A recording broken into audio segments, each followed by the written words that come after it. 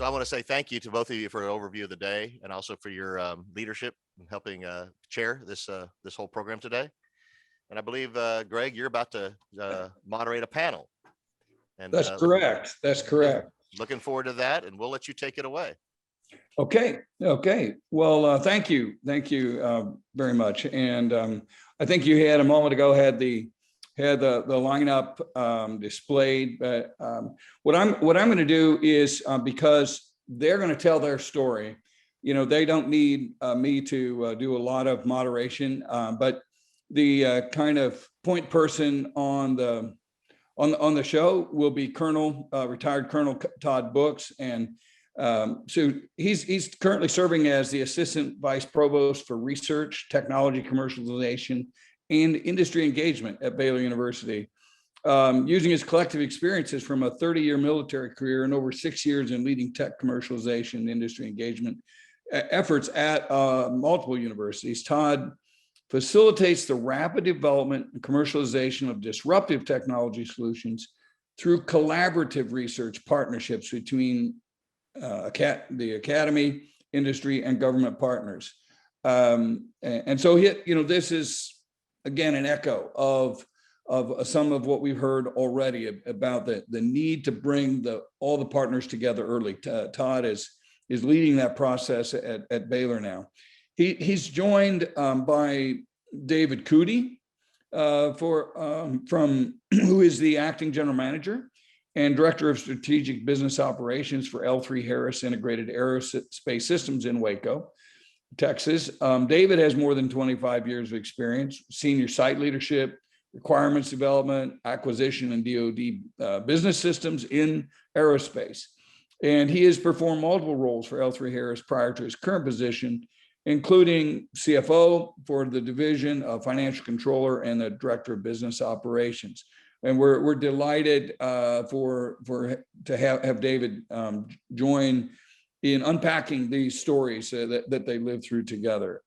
Matt Brantly and Chris, I guess I'll introduce next Rich Jarvis, who is the CEO of Blueprints Lab, and he's a co-founder of Waco Ventures, they call it WAVE, an early stage growth stage technology investment firm, and has more than 20 years experience in developing end-to-end innovation, commercialization processes as a biochemist, biotechnologist, an inventor, an entrepreneur, and business owner.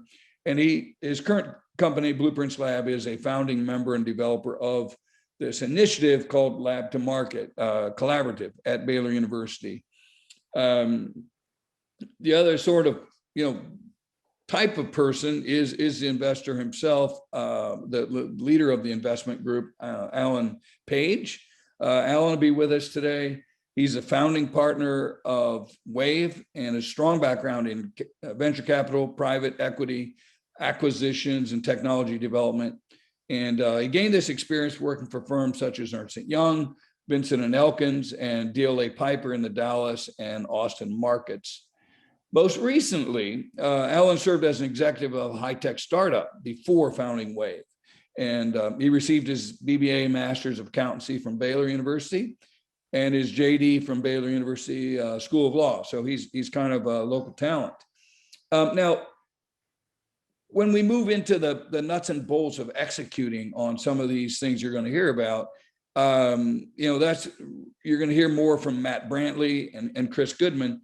Matt works for Todd, and he's the technology transfer manager at Baylor, where he's involved in commercialization, industry-sponsored research.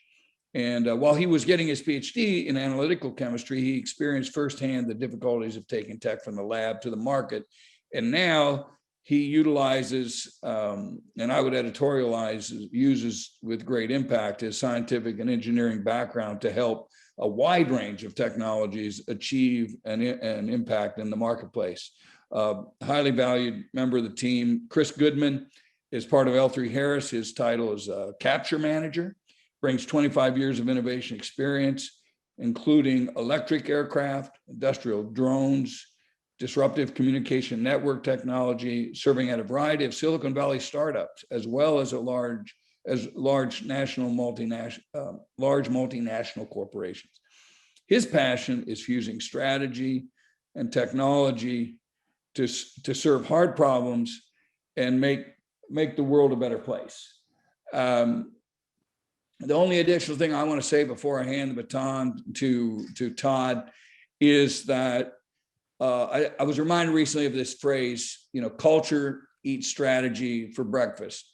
And people who say that sometimes kind of imply that creating the right culture, creating the right environment will overcome, being stupid about strategy or being sloppy about process. And that's not what you're going to hear from them today. You're going to hear about how powerful culture is, and but in that context, how great execution is really necessary. So without further ado, Todd, I'm going to step out of your way and hand you the microphone. Great. Well, again, thank you, General Young, and also Greg, for those introductions. And we really appreciate America's Future Series team inviting us today. It's more about sharing for us today. We don't claim to have the solution.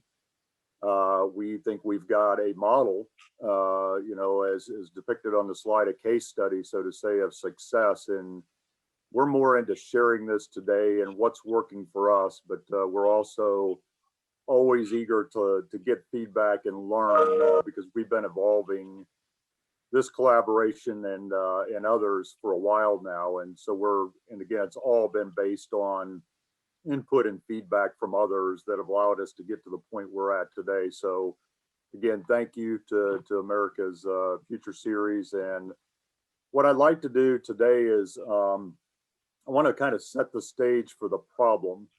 Before I do that, though, I want to, really what we're going to highlight today specifically is how you can use a university and industry collaboration model and a novel lab to market collaborative team and process to really produce disruptive technology solutions for the DoD and our commercial sector. I mean, that's the two solutions, so to say, that we would like to discuss today. But so first, just to start the problem that we faced, and I'm sure many other industry and academia partners face this same thing, especially when it comes to universities. I always say that universities, I don't think anybody can disagree that there is a lot of research and a lot of innovation that occurs in universities today across the nation, across the world. The problem really becomes, and a lot of those innovations could be disruptive. In fact, a lot of them are. But the problem is when you start looking at universities and you start looking at these innovations, that number of universities starts to decrease when you actually look at universities that are able to innovate and be able to get that innovation outside the walls of the university and into the marketplace. And then that list of universities decreases even more when you look at how many can get that out into the marketplace and into the hands of DoD in this case at the speed that DoD in the marketplace requires it. So that then becomes the problem set. It's the problem set we faced here at Baylor University, and we're starting to overcome that based on, again, these ideas of collaboration that we're going to talk about today. So really in the next 45 minutes or so, our team, and I always say it as a team, I never go anywhere and brief anything by myself, because I think it's an indicator that it's not somebody doing it by themselves. It's not a university doing it by itself. This is always about a collaborative and how a model of collaboration can lead to truly disruptive solutions, again, in the commercial sector, but more importantly, with DoD. So why don't you go ahead and switch to the next slide there, Matt. This is always kind of I always kind of have to explain this kind of almost an analogy depicted here, because it's not maybe intuitive when you look at it. But really what I want to describe here is we kind of relate our foundational principles of collaboration with basically a fast flowing river here that's got a lot of the pieces and parts, and those are represented here by puzzle pieces that we're quickly trying to pull in to help develop the disruptive solution. Because I'm a believer that no one innovates on their own. They innovate, but is it really a disruptive solution, technology solution that can actually be used by industry, by DoD? And I venture to say, based on my experience, that can happen, but it's the exception, not the norm.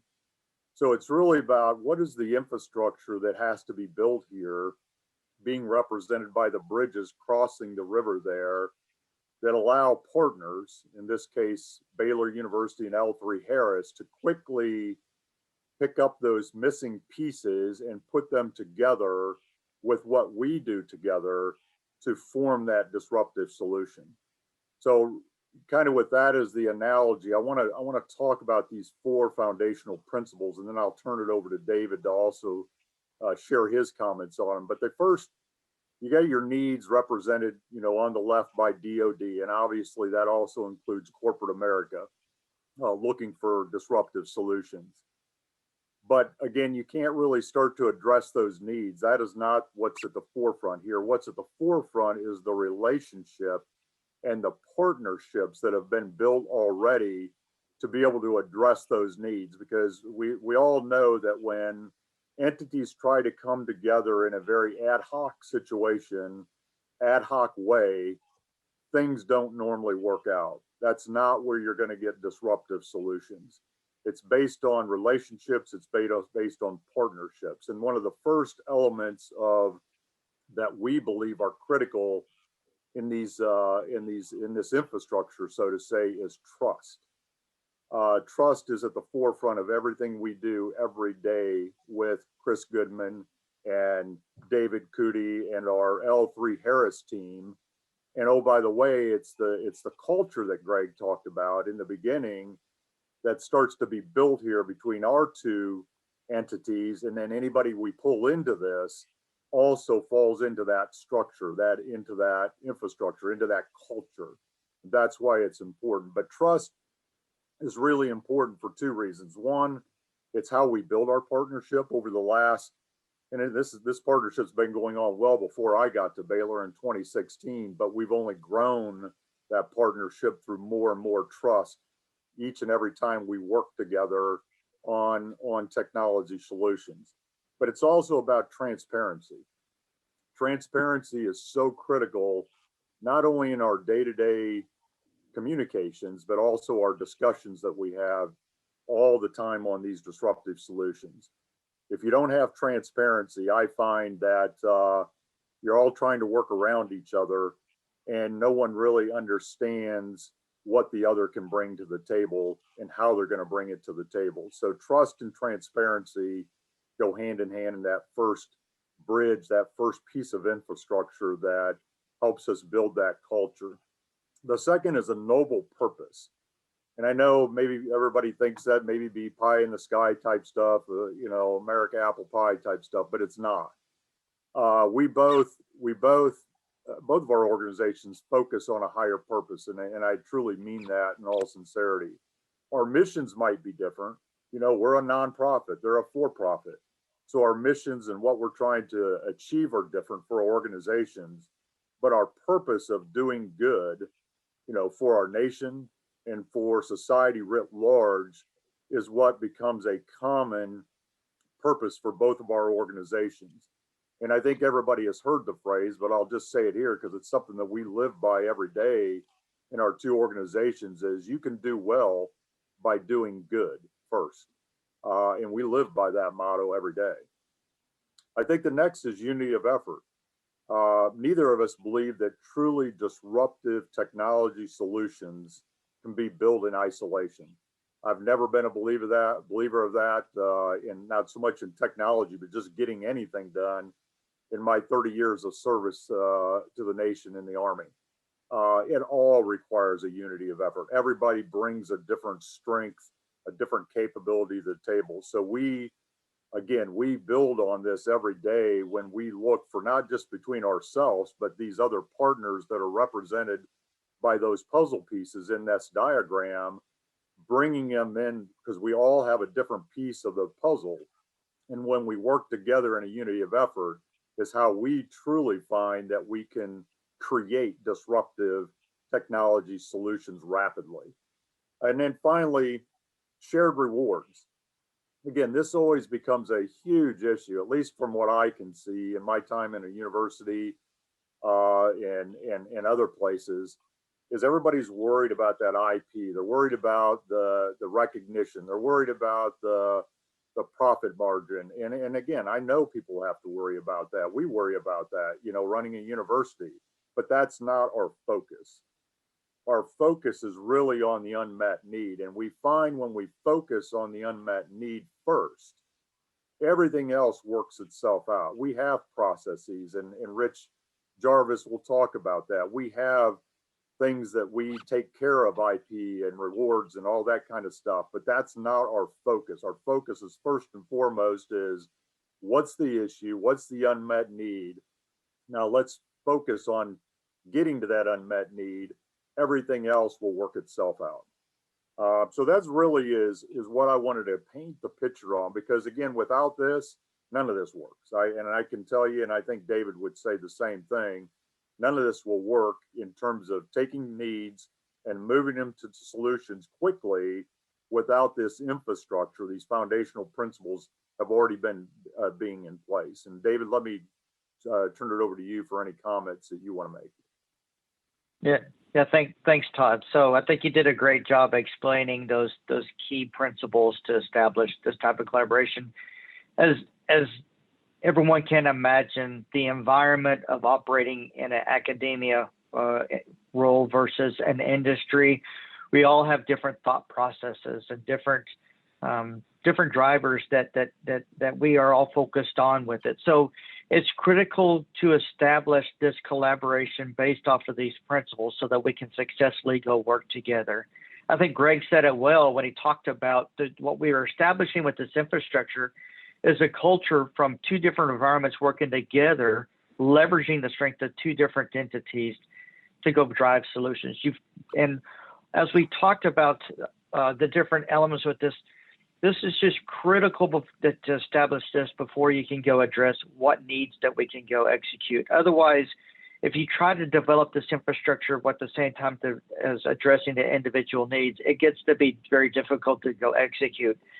But as we all know, the speed of trust, the speed off of a noble alignment, the speed of the things that we've talked about here will allow you to go drive quick and agile solutions as we talk about those adversaries that we have now that are different than we've seen in the past. So we just need to be able to go do that to leverage quick responses, disruptive responses that's needed for the warfighter today. Next slide. So as we lay some of that foundation, and as we talk through looking at the different needs and the solutions with it, many times you can think of it from a TRL level. And when you think about from the different entities, say from a Baylor and from an industry partner, what is very typical is these organizations typically operate at different levels. Academia is usually built on a foundation of just doing the basic research, those key elements that can be disruptive by themselves, but it's the application of those technologies that needs to be developed with that's foundational. The typical industry partner is going to be sitting more on the higher end of the TRL level of more refined, defined solutions with that, because they're providing products to customers at the end of the day. They're taking those different elements, figuring out how to go do that to develop mission sets at the end of the day. So the challenge that we all face every day is just how to go bridge those different elements within those different TRL levels. It's how to go take that basic technology, being able to go offer that to products at the end of the day. And we call that the valley of death, if you will, for DoD innovation. And that's where we all struggle. We're all working to help establish how to go address those individual elements that are needed to go bridge those two items together. So that infrastructure that we have talked about starts to establish a way to go address that particular area. It provides problem-specific technologies. It learns to go apply the technology developed by academia to industry so that we can go provide solutions with that. And so one of the ways that we've established to go address that, as we made mention briefly a little bit earlier, is what we call lab to market. So it's a collaboration that we have in place, and it provides a great bridge to that. So I'm going to hand it over to Rich to talk a little bit about lab to market and what it can offer to provide solutions. Yeah, so the lab to market really is a collaboration itself. It's a collaboration, in this case, between Baylor University, the inventor, Blueprints Lab, who is a developer, and Waco Ventures, who is the funder in the process. And so, and there could be multiple inventors, as we see here, L3 Harris inventors, and small and other businesses come in as inventors. The role of the developer in the center is to bring those two worlds together, the invention world and the world of the marketplace or the deployment or the field. And there's always a tension, as been described, between the two areas. There's tension in communication, there's different motivations.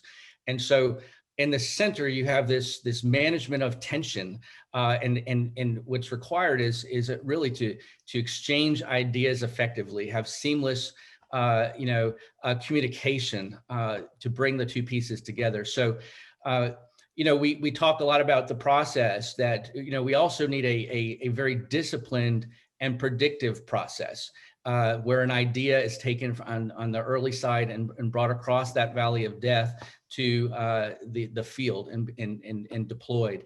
And in that process, we've got to collapse timeframes. We've got to reduce risk. We got to be able to convert the technology in terms of investment. And so it's critical to develop technology into prototypes that convert, and develop the intellectual property into patents that convert. And that means create high value from the beginning. And so part of the process is not only to take an idea and understand where, how it fits the need, but create the value so the marketplace wants to pull that technology out, and at the same time allow it to be deployed as a dual use, in this case, for DoD and other applications. So we talked a lot early on about, clarifying, that need and knowing that need well, whether it comes from the military or the marketplace, and turning subjective terms, needs, into measurable, objective requirements, and doing a really good job of that, from the start. And as was mentioned, so much technology at the university goes unrealized. I think the number is 95% of all technologies at a university never make it to the marketplace. And so the collaboration is all about bridging. And as you can see in the diagram, the tier L4, 5, and 6 is where that gap is. And so it's really to meet the needs of that gap, bridge it, and do it in a way that's collaborative. And there's also a need for new models of capitalization. And I'll let Alan kind of talk about, those new models of capitalization to support a collaborative. Absolutely, yeah. So whenever you're looking at early stage technologies that are coming out of a university, you have to be thinking about, well, how can we adequately develop this technology and value it such that it will allow early stage capital to come in order to allow that technology to scale, to get past this valley of death and then into the hands of larger companies that are expecting more developed technology. So there are a variety of paths that you can take to do that. And within the L2M collaborative, we seek those paths. So for relatively small amounts of capital, sometimes you're just aggregating high net worth individuals that are interested in the story, interested in the technology. You bring them together to fund a technology so that it can get that technology can get the seed capital that it needs for further development and not get stuck in the R&D process. And then the return on that is going to be palatable to the investors as well. It's higher risk, but once it gets up to the level to where it can move into a larger organization, the return is typically higher as well, at least on a percentage basis with respect to that capital. So that's really the game that we're playing, is we're trying to vet tech, which the collaboratory does very well. The developer Blueprints and Baylor, in this case, both do a great job of helping us evaluate the technology, appropriately valuing the technology so that we can put capital toward that technology.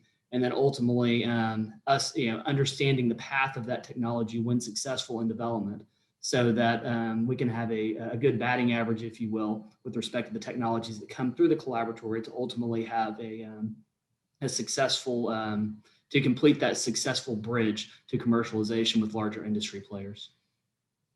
Yeah, so what we want to do is move away from some of the ideas and theory and kind of shift over to telling the stories, where the rubber meets the road, and there's some real successful outcomes that we've had so far. And so let's move into the actual stories of project development. Awesome. Thank you, everyone. Really good backgrounds. I appreciate all of that we've been sharing today. But I think for the audience, I think they'll also appreciate if we talked a little bit about results, what we've kind of accomplished to date. As you can see on this kind of quadrant chart that we've thrown together, we have quite a few projects between Baylor and L3Harris that we are collaboratively working on. Those have varying levels of maturity, and they have varying impact measurements that we would see for the type of impact they would have in both the DoD and the private markets. So we have about 6 projects we're showing on this. Today, we're going to highlight 4 of those for you. But again, I think the point to highlight here is this degree of collaboration is only possible if you have this infrastructure of trust and these foundational principles that everybody else has been talking about today.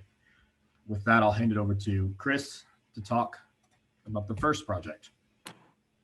Thanks, Matt. So if you look in the bottom right quadrant there, we're going to talk about the ultrasonic non-destructive test solution. So this is really a disruptive technology for objectively assessing and characterizing the damage to composites with a high resolution, real-time analysis that enables decisions to be made rather than the traditional weeks cycle, but shrinking that down to mere hours. This is really back to those pillars at the beginning, kind of an example of a shared rewards concept in my mind. This is really Baylor and L3Harris working together to develop this solution.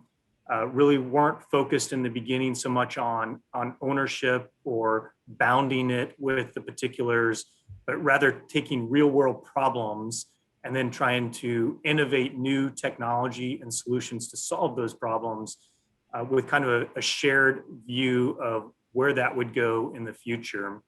So in the 2012-2013 timeframe, we began with some very specific problems that we were seeing in the L3Harris hangars, having to do with the ability to analyze and assess composite materials quickly, efficiently. It's a very painful process. So Baylor, we started working with Baylor. Dr. Jack and his team really have spent the last 9 years doing a massive amount of research, a tremendous amount of analysis, lots of very complicated algorithmic analysis, testing and validation that we were getting the results that were needed. But it's been kind of this continuous handshake collaboration. It wasn't just here's a set of requirements, go off and come back in 9 years, right? It was a very roll up the sleeves, hands-on, actively discussing progress along the way, looking to both solve practical real world problems, but also solve it in a way that had extensibility beyond just those problems, using real use cases and real precision requirements in the real world, but doing it in a way that could be expanded beyond. And then this enabled us, because of kind of the shared view of fruits and rewards, allowed a family office to take a significant investment, back to what Alan and Rich were just mentioning. That would be potentially unusual at this early of a stage, but that was possible because L3Harris and Baylor kind of approached this in a very startup friendly kind of a fashion. very focused on long-term success, not just the immediate problems. And this has then generated a new company called Verify Technologies that has been incubated and launched.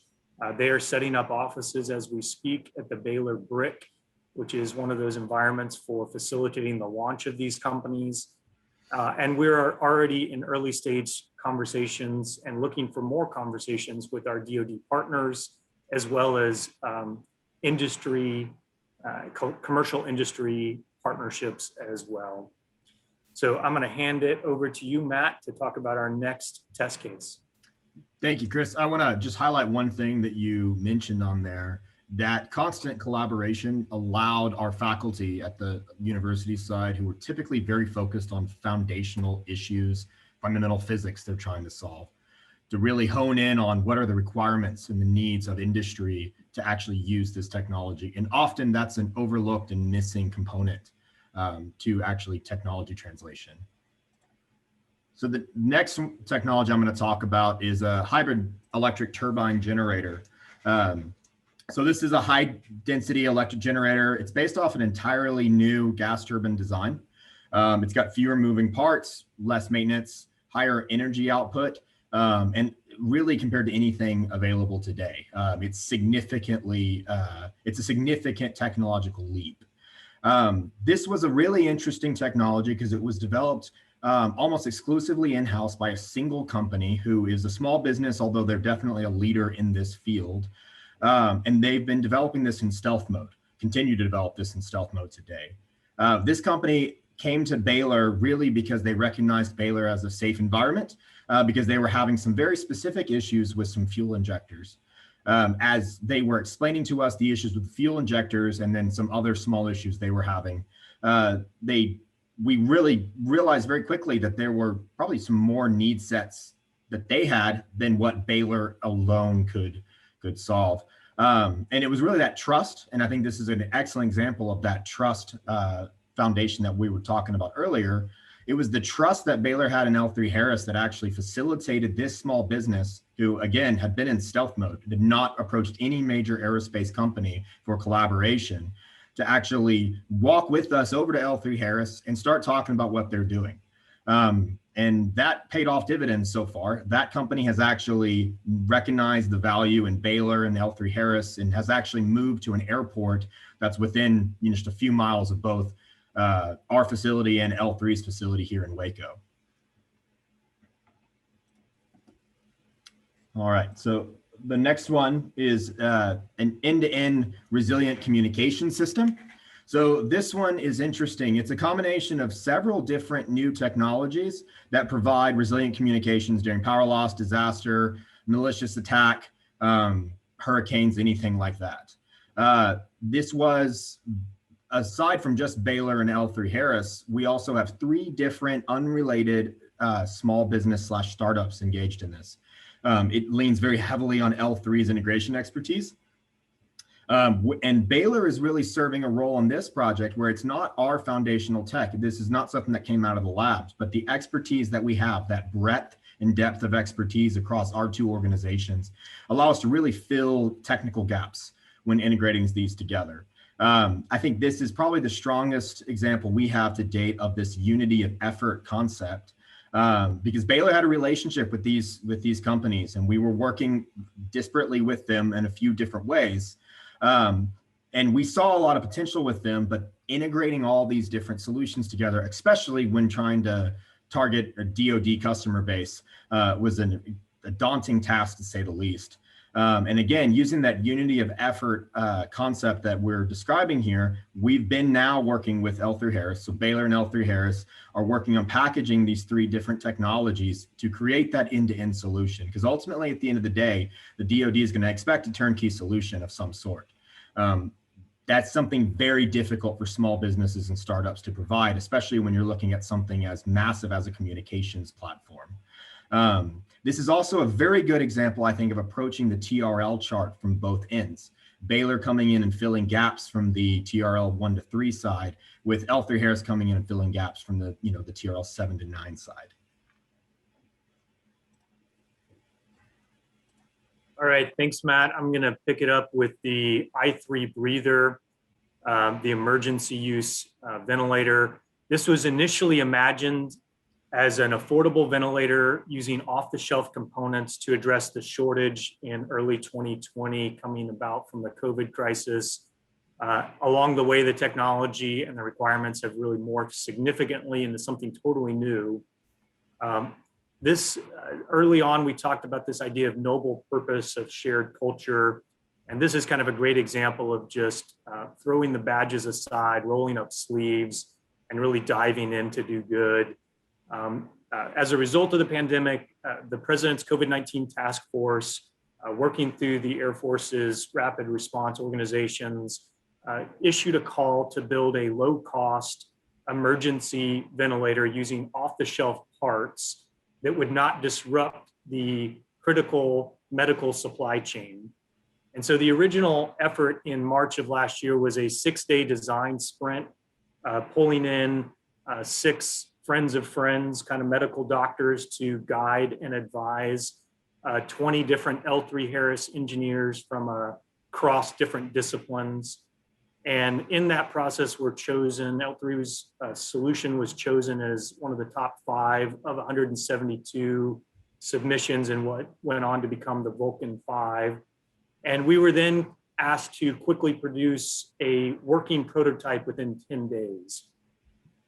Along that way, as you can imagine, a completely new approach to ventilators, some very outside the traditional medical approach requirements, we started running into problems. And so one of them was we quickly needed 3D printers. And if you'll recall, at that stage, the entire country had just been shut down. No one was going into offices. And so we reached across, called our friends at Baylor, and within a couple of hours, we had 10 3D printers, and not just the printers, but boxes of the filament that was needed to run them. And so we were off, and within about 4 hours, we had parts being printed. Later on, a few days later, we ran into a very complicated oxygen mixing problem. Oxygen sensors are the traditional approach, but they were in very short supply, and the medical ventilators needed them. So we had to innovate a new way to mix oxygen, reached across to some of our engineering PhD friends and had a handful of engineers living in our lobby 24/7 for a couple of days to help solve these complicated mixing problems and to also develop a pretty innovative mixing solution. And then it's gone on in that partnership to Baylor has now helped a lot with taking the original architecture for the platform and really flushing out the software, building a very elegant state machine that enables a lot of the necessary medical needs to be met. And now this project lives on at Baylor, and they are integrating some really fun artificial intelligence components to really make it safer for human usage. One of the things the world learned through COVID was that ventilators are pretty dangerous devices, candidly. And so using AI as a way to make them safer and healthier for humans. They're also integrating some telemedicine components that we had originally envisioned as a way to overcome the scaling problems of other parts of the world that don't have the medical expertise to really manage and run the devices. And so using AI and telemedicine, we can really create hyper-scaling solutions. So really kind of the results here was that it showcased how the government, working together with industry and the academy, were really able to produce disruptive technology. One of the interesting points here is that the lack of traditional medical domain expertise. L3 Harris is not a traditional medical device manufacturer. And yet our teams were able to, by not coming from those biases in that world, we were really able to develop a patient-driven solution based on the guidance we were getting from our medical doctors, and along the way with our hands-on engineering expertise from Baylor, the deep research bench from Baylor, and then our very practical hands-on engineering talent from L3. Together, we were able to really bring a software-driven hardware solution from the design phase to a working device phase, and then now on into FDA testing. Another key point is the speed at which this happened. So while that started about a year ago, most of the really hard work happened over about a 4 to 6 week elapsed period. And we could not have possibly moved that fast if we hadn't had already the partnership and the infrastructure in place that we've built with Baylor and our other collaborative partners. So really that allowed us to meet those 4 bridges. We talked about the trust, the noble, the trusted relationship, the noble purpose, the unity, the shared rewards concepts kind of all came together in this particular project in a very short, compressed time cycle to meet a very particular need. And we've actually got, I'm going to let you go to the next slide, Matt. We've got it's a fun for us kind of a photo here, but what you're seeing is a variety of people. There's some L3 staff, there's Baylor staff, crammed into a small aircraft to fly. What you see in the front of that screenshot on the bottom left is an I3 breather prototype that's being flown up to a lab for testing on an animal. And so again, it was just that collaborative, go make it happen, togetherness, and that really came to bear on this particular project. I'm going to hand it over to you, Todd, to close us out here. Great. Well, thanks, Matt and Chris. Great job laying out those examples. And I hope it was helpful to the audience to see, especially when we get to this slide, that, a lot of times people will profess principles and, because it's the right thing to do. But as you can see, we live by these principles. And again, we truly believe as a collaborative, that's with L3, with our lab to market partners, we live these principles every day. And again, we believe that this is it's the foundation, to the success that we're seeing, and that we believe we're going to continue to see as we address these very, very complex problem sets out there for DoD and corporate America.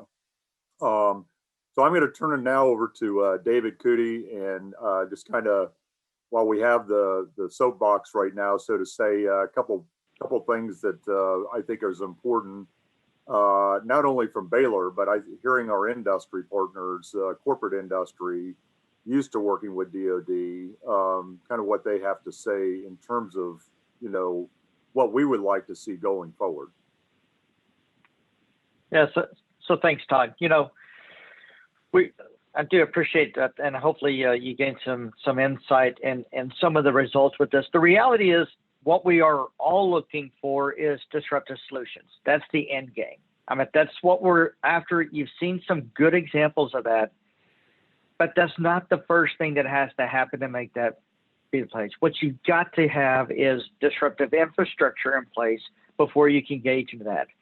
The reality is, from an industry side, you have some obstacles that we've got to go work with, and that there's a lot more latitude when you start dealing with academia. They've got great resources that we can go pull across, built off what we talked about, the trust, the noble cause, those bridges that bind those entities, allows us from an industry side to truly go leverage the great latitude and capability that exists within the university. We heard about 95% of the techniques and technologies that's developed at a university is not utilized. I mean, that's untapped resources that we've got to go bridge into to bring these solutions at the end of the day. So, our ask with all this is that we support this engagement. This collaboration that we've developed between L3 Harris, Lab to Market, Baylor University is an open forum. We welcome anybody that would join this as we can work together with those common bridges. I think we can offer more and more disruptive technologies, which is the end game, what we're after. But we've got to go invest in developing that infrastructure in first before you get those results at the end of the day. They do not happen naturally. So that would be our request with this. I think with investments in those infrastructures is what yields the result. So thanks. We really appreciate the opportunity to have that discussion, and I think we're open to any questions that may be out there with the forum, and I can probably hand the moderation over to Greg to walk us through some of those. Sure. Thank you, David. Thank you to all of you. And for the audience, I think we have a Q&A function here on the screen, and so if any of you do have some specific questions you'd like the further explanation of, I'm going to lead off with some questions, and I'll just be watching for any either chat or Q&A kinds of pings. One thing, David, I wanted to ask you, as you were encouraging DoD to think about the advantage, of doing things in a little bit different way. And I noticed on the text of the slide, you talked about a neutral environment being important. What did you mean by that? What is it about having? What does that mean to you, to be able to bring people together in an environment that you would call neutral or safe for everybody to play? Yeah, thanks. I think the neutral environment that we talk through is really it's in the forefront before we start trying to address specific needs. When we see from a neutral environment, we walk into figuring out how that we could put the infrastructure as I established in place with it. When we walk into any type of a challenge every day, and we've already have the pressures, if you will, to automatically go generate those results, that puts a pressure that's probably will taint that type of activity with it. So whenever you go at the forefront, proactively go establish that from a neutral environment where all of us are being able to walk in, talk about, and it's a key part of it that we've built on is what Todd mentioned is really we make sure that there are rewards that all of us benefit from. So when you walk and provide that from a just an environment that's not challenged with those results, but it gets to be a neutral grounds for us to have those discussions. And I think from what I've heard from these African teams, you feel like universities are at least one place where that can happen, because they're not the commercial entity in the end, and have that advantage that can be a little bit more of a safe ground for small businesses and large businesses come together. Well, I want to start with an observation that companies the size of L3 and entities like the U.S. government or DoD and even universities, I think a number of us would characterize all of those as having a tendency toward being bureaucratic and not known for their speed. So it's interesting to me that you took three of those kind of organizations, brought them all together, and accomplished incredible results with speed. I imagine it made each of you think about what collaboration should look like, or think differently about how you were going to engage. And so I just wanted to turn back to you as a panel as one of my opening questions here, and just say, how did you have to think differently? Where was that might be useful to others who are like you, in similar roles across our audience. It just, because this is the order you are on my screen, I'll start with you, Alan, and we'll work our way down to through the group. Just if you had one thought about that. Yeah, I think one thing to consider as a starting point whenever you're working with people that are or organizations that are different than you is try to hold things loosely, at least initially, and try to figure out where your barriers really are. So sometimes due to tradition, especially with, I would say sometimes with universities, there's certain practices that they are used to that are traditional for universities. And sometimes there's this feeling, especially within the university, that they cannot break from that mold to meet, certain things that the market may be expecting. And same way with venture capital, right? They may have a certain model on the other end of the spectrum that says, I'm used to doing it this way so that I can achieve a certain result. So I think just being open to listening to what each other's needs are and being, humble and willing to have discussions to challenge each other's, I guess, perceived barriers to how they can operate with each other. And then you may find that there's more common ground than you realize. You may be able to find a way to thread the needle to meet all of your objectives. So I think, just not going in with must-haves, not going in with hard nose on either side, and just seeing if there's mutual ground where you can kind of, where you can meet each other's interests, seek to meet each other's interests. I think that's a big part of it. And again, that takes a long time to do. It took us a long time to do it here because you do have to build those foundations that Todd and others have talked about. You have to have trust in order to, be vulnerable to actually reveal what your interests actually are so that you can allow the other person to help you meet them. And same thing with industry as well. As you work with folks like L3 and others, right? There needs to be that trust to a certain extent, right? It can't just be a straight commercial relationship. There needs to be that opportunity for discussion to really understand each other's interests and allow the other party to meet your interests rather than you trying to always meet your own interests. And obviously you saw something, found a way to feel like this is something you wanted to risk your own money on. So, apparently, it wasn't as scary to you in the end to be an early stage investor as it normally seems to a VC company. So I'm glad that worked. Let's hear from Chris, and then I'll go to Todd. What did you feel like you had to do to, mentally or think differently to make this work, Chris? I think we're so disciplined within the large corporate DoD systems integrator kind of world that one of the things that we really, I think, needed to make sure we had in place to make sure that we both supported our discipline, but also met the bigger goal was just that the leadership was bought into the fact that this was a long game, that they were really bought into the big picture, the overall collaborative strategy, and that way there was support when the day-to-day issues kind of expanded their budgets or crossed over a barrier, but that we were able to kind of keep our discipline, our culture of kind of rigorous, fast pace, but still supporting the places and times where we really needed to draw back to that bigger strategic partnership. So I think that's been a fun process, and it's been something that we've luckily had a lot of very committed leaders on our organization side, but it was a step that we had to pursue. Over.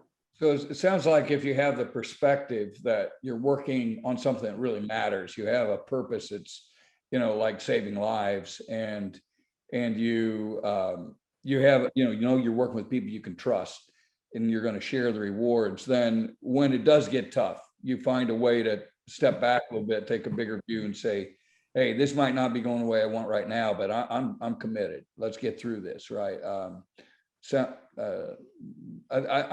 think that it sounds like that was one of the powerful things that really stayed the course for you. Yes, sir. Todd, you've seen a lot of what both military and universities can be like, and so I'm really curious. What would you say is the biggest shift in thinking that was required on the university end? Yeah, I think it really gets down to there's a lot of education, especially, no pun intended, a lot of education that has to occur in a university for this to happen. I mean, I really do believe, and we kind of look at this all the time, that we're the exception and not the norm, because you got to be focused, and these guys here, you hear me say this every day, but everybody has to win. Everybody has to win, whether it's Baylor, whether it's Wave, whether it's Blueprints, whether it's L3 Harris, whether it's a new startup we bring in. That's the culture we start with, is we know that everybody has to win. And once everybody comes to that realization, and like Ellen said, then we define for each other, okay, what does it mean for you, Waco Ventures, to win? What does it mean for you, L3 Harris, to win? so on and so on. Once we define that, like Alan said, those are not like easy conversations. They take time. But once you have that down and you understand that, now you have a model for success. And that's what we have found with every one of these. I know everybody knows what Baylor needs to win in this. We're looking to aspire to be an R1 tier 1 research university. So that's our number one focus. Is we're not so much into the control of intellectual property. We're not into the profit margins because we're a nonprofit. But what we are into is R1 funding, R1 research. And as long as we gain that out of this collaboration and out of these deals, these agreements, then we got what we wanted. And the same goes on for every partner. But I think that's point number one. Point number two is realizing what your strengths are and what they are not. So for Baylor, I got people to understand that our strength is research. Our strength is innovation, especially at the fundamental level. Our strength is not commercializing technology. It's not putting things in the marketplace. It's not this, not that. And so you learn then to partner with people who that is their strength, and everybody stays in their lane, so to say, but our horizontal communication is transparent. It's constant because we understand we're going to stay in our lanes and focus on what becomes the win for us, but we're providing our partner what they need to win through that horizontal communication and discussion. But that's really kind of the two things I've seen that really have set us up for success. Well, we're running close to the end of our time, so I want to make sure that David and Matt and Rich at least get a minute here to weigh in as well. So I'm going to jump right to you, David. Yeah, so I'll start, and I think going back a little bit, Greg, to a little bit of your question, when we talk about even an area, you can't think of just having the mindset that, hey, we're just going to go bring some of the students over from Baylor to go work at our facility, or Lab to Market folks working here. It really is that independent session mind think entity, if you will, that exists that allows that type of collaboration to go get that synergy with it. So it's not simply inviting somebody into your world so that they understand. It really is a mutual benefit and safe environment for all of us to get to. So I want to kind of to get back to some of that information with it. And because many times that's what we think. I mean, our natural, I've done some of those type of engagements with other companies. We'll just simply, or academias, we'll just ask them to be a part or subscribe to it. But it does not facilitate the disruptive infrastructure that we need to establish. So, and I think Chris said it very well. There does have to be the mindset of a long game with it. This can't be the thought process of a one and done. You need to make the investments knowing that this is going to generate multiple benefits at the end of all that. And think about it that it's the end game that we're after for a long-term benefit, not just a short-term gain. Thank you, David. Matt, quick thoughts about how you had to think differently. Absolutely. I think every time that we collectively engage with a new industry partner, like you had said, those three that we brought in for that communications, every time we have to engage with them, it's a different scenario. Every company has its own culture, as does Baylor and L3. We have our own culture. We have a collective culture as well. But I think being adaptive to that and being jointly resilient to finding out how do we build those bridges with new organizations and individuals together.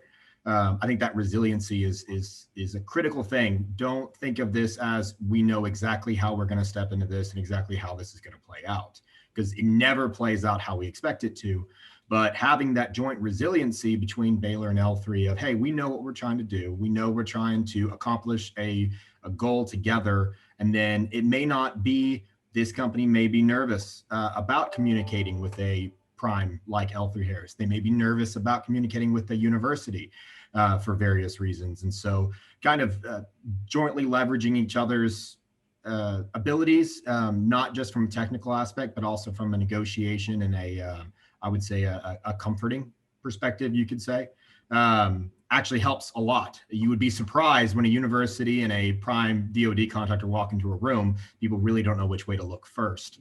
And I think sometimes that plays to our benefit because it allows us to kind of find, oh, what are your concerns? What are your nervous points? And how can we work together? Because at the end of the day, when they see that we have a unity of effort between us, I guess we're batting 1,000 on that. They start realizing, you know what, I can see a way that I can join in on this unity of effort and, you know, look for some opportunity to contribute. Thanks. Well, Rich, I guess it's up to you to take us home. Your organization has provided that important missing piece in the middle and help manage that. So you may not have had to. I mean, that's kind of how you think. So you feel free to add anything that you want about that. But the question I had especially for you is, why do you think this is transferable? Is it? I mean, this sounds like something that could be pretty unique to a certain set of factors, but I know you don't believe that. Why do you think others who care about these kind of results, you know, can also take pieces of this and run with it?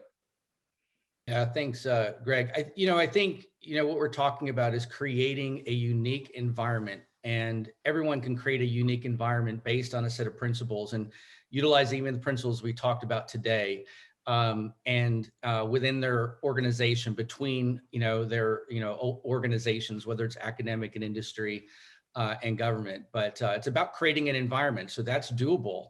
I think also our process we mentioned is very disciplined, very predictive. Well, that's a process that's learnable. It's a process that's teachable. And we're happy to share that process with people. And so we think we can translate some of this over, in that way. In fact, we have, software that we use to manage the entire process from beginning to end, an idea all the way out to deployment. We have templates that we use for agreements when we talk about how do we share intellectual property, how do we share the revenues and royalties, things that come off the projects. We have those templated documents that can be used. At the end of the day, even within our own collaborative, there's a place for small companies, as we talked about, innovators to come and just be part of what's happening at Baylor.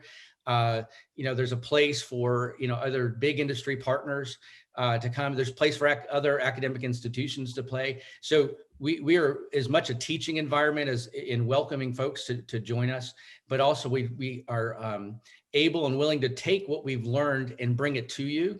Blueprints is willing to do that, and so I think the goal is to not make it like what we have, but rather. We have one way of doing a collaboratory. We believe there's many ways, but we would love to take our know-how, take our tools, take our processes, and bring it to bear wherever we can. Well, thank you, Rich. And I think we were supposed to end here at 10 after. So I'm just going to make one final statement and just say this team will gather this evening during the meritorious happy hour and have a table. And if there's anybody in the audience who would like to swing by, pick brains, tell us what we got wrong, what we could do better, whatever's on your mind. We'd like to hear from anybody else. So David, I'm going to try and honor the schedule and get it back to you almost on time. Thanks, Greg. Scott Murray here with David as well. And we can't thank you enough. You are a rock star. Everybody was above and beyond. Thank you, gentlemen. And I've got to say, both of my children, my son and my daughter, are graduates of Baylor University down in Waco. So we are proud to be a part of that. And of course, my son and I are business partners at Murray Media. So see what happens if you go to Baylor? You have a how about thriving that? Business. Yeah, and also national champion in college basketball. Absolutely. The men's team, huh? Yes. How about that? And I really enjoyed your son's play at point guard. He did great. Thanks. No, it's a great school. It really is a great institution. So many great schools in the great state of Texas, but very proud of Baylor and all what happened to my two children. They enjoyed it immensely. Absolutely. Yep.